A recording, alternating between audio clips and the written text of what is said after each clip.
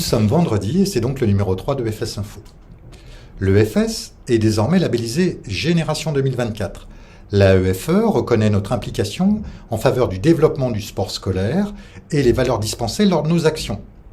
Bien sûr, au-delà de la démarche au service de tous les élèves, ce label récompense aussi les projets autour de la classe Paris 2024. À la fois un projet pour emmener des enfants, des jeunes aux Jeux paralympiques en août 2024 à Paris, mais aussi un partenariat avec un collège français en Savoie qui nous permet d'avoir des actions collaboratives tout au long de l'année.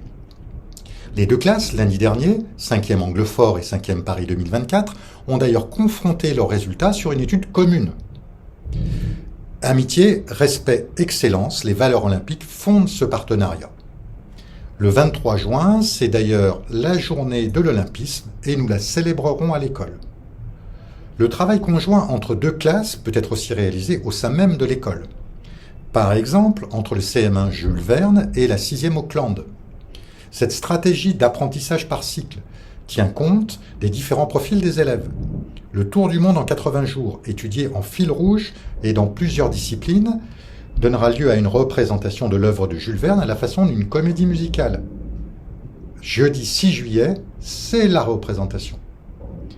La volonté de promouvoir une démarche de projet donne du sens et de la cohérence aux apprentissages, les inscrits dans la vraie vie. Alors, les enfants de petite section ont rencontré un vétérinaire. Quant à la grande section, les élèves se sont rendus à la Société protectrice des animaux. Dans le thème de la découverte des métiers, la classe de CM1 a été particulièrement dynamique.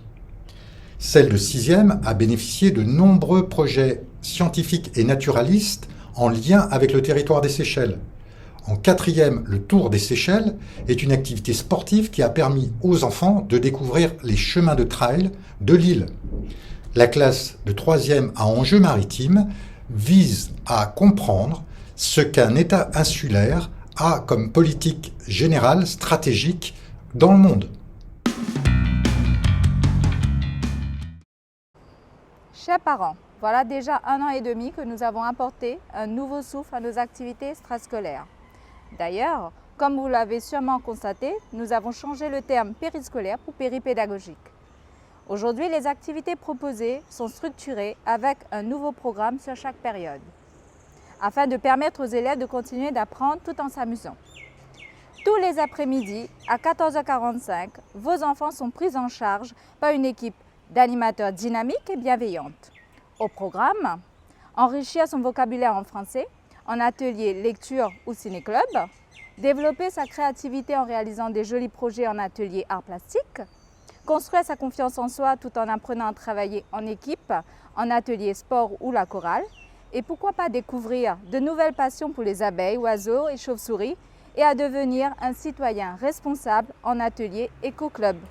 Et quand c'est les vacances, eh bien on continue de s'épanouir à l'école ouverte avec Ravaka.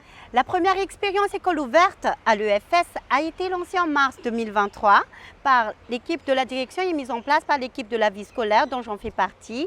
Et c'est un honneur pour moi de conduire ce projet. 4 journées thématiques ont été programmées, les sciences, la culture, la cuisine et le sport et bien-être. Tous les matins, nous avons permis aux enfants de faire des révisions français et mathématiques sous l'encadrement d'enseignants et personnels qualifiés. Les après-midi, nous avons concocté des activités récréatives, ludiques et pédagogiques. Les activités étaient enrichissantes. L'événement a favorisé de bonnes relations entre les enfants. L'intérêt qu'ont porté les enfants à ce projet nous pousse à reconduire ce moment permettant leur épanouissement grâce à des activités variées. Cette politique générale de projet se poursuivra l'année prochaine. Depuis le 1er juin, vous le savez, le Festival Enfants décline sur le territoire des actions en faveur de la jeunesse. L'école française y participe. La fête des enfants, qui était programmée tout début juin, a dû être décalée pour diverses raisons au vendredi 30 juin.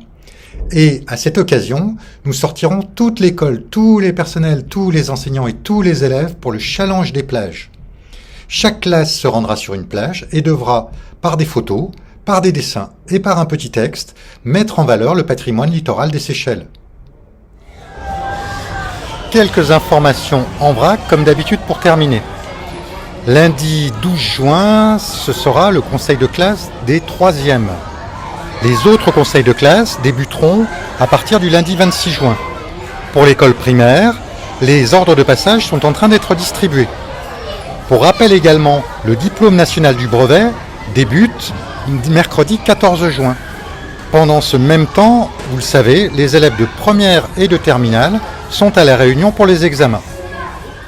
Et voilà, c'en est tout pour notre numéro 3. On se retrouve vendredi prochain et d'ici là, haut les cœurs!